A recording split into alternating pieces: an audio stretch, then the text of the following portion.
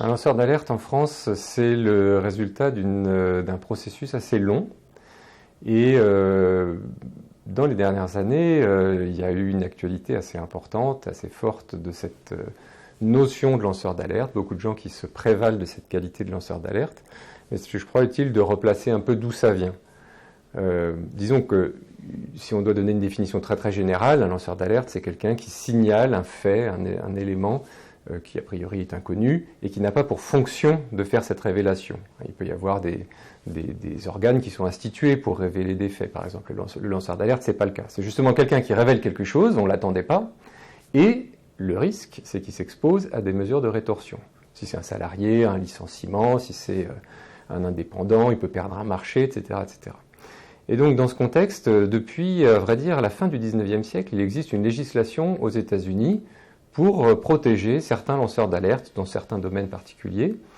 Et l'idée, c'est que les personnes protégées sont des gens qui vont révéler des irrégularités, des fraudes à la loi, des manquements à la loi, voire des infractions pénales.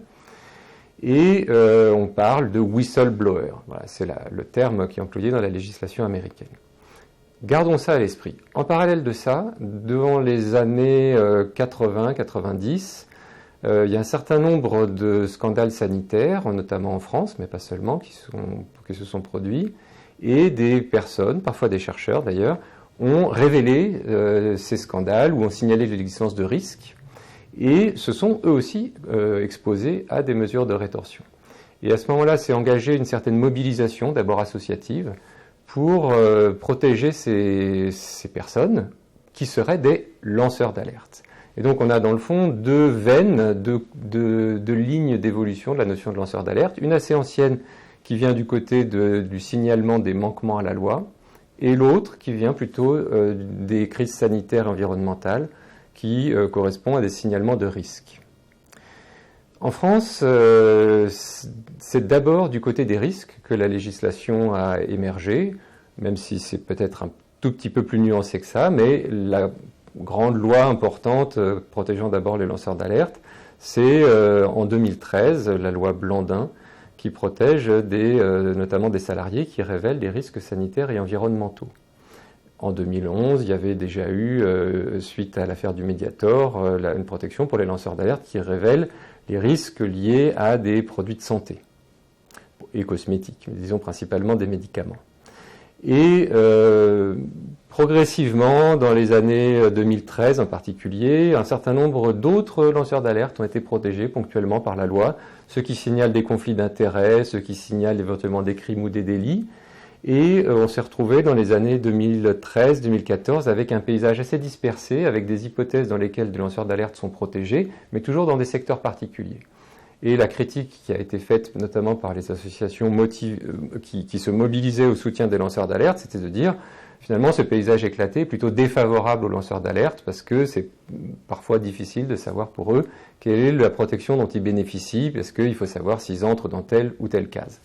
Et donc progressivement a émergé ou s'est diffusée l'idée qu'il était nécessaire d'avoir une loi un peu générale qui allait unifier ces différentes hypothèses. Et c'est ainsi, je passe un peu sur les étapes intermédiaires, mais c'est ainsi que la loi dite Sapin II du 9 décembre 2016 a été votée, qui abroge toute une série des lois qui existaient auparavant et qui vaut, disons, dispositif général de protection des lanceurs d'alerte. On peut quand même dire qu'il y a quelques hypothèses qui sont en dehors de la loi Sapin II, mais laissons ça de côté.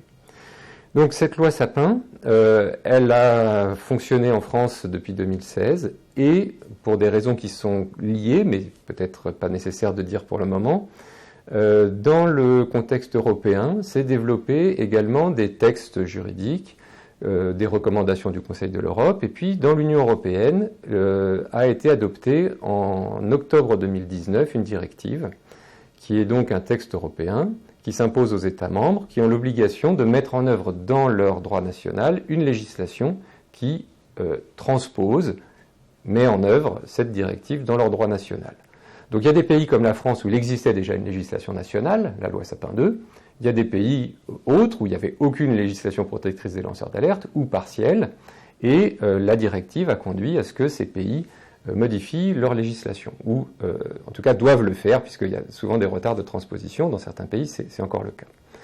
Toujours est-il que dans le cas français, où il existait déjà une législation, il est apparu qu'il y avait des différences entre la loi Sapin II et la directive, et qu'il a été nécessaire d'adapter la loi Sapin. Et c'est ainsi qu'en mars 2022 a été adoptée la loi dite Wasserman, du nom de son rapporteur, à l'Assemblée nationale, vice-président de l'Assemblée nationale, et cette loi modifie la loi Sapin II. Donc aujourd'hui, le droit français protège les lanceurs d'alerte grâce à la loi Sapin II telle que modifiée en 2022 suite à la transposition de la directive.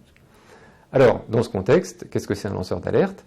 Il y a plein de gens qui se prévalent de la qualité de lanceur d'alerte, comme je l'ai dit tout à l'heure, et ce n'est pas en soi illégitime ni problématique, mais si on s'en tient à la définition que donne la loi, un lanceur d'alerte, c'est une personne qui signale ou divulgue des informations qui sont relatives à un certain nombre de choses. Ces choses étant des violations de la loi ou du règlement, des violations des engagements internationaux de la France, des crimes ou des délits, ou des manquements ou menaces pour l'intérêt général.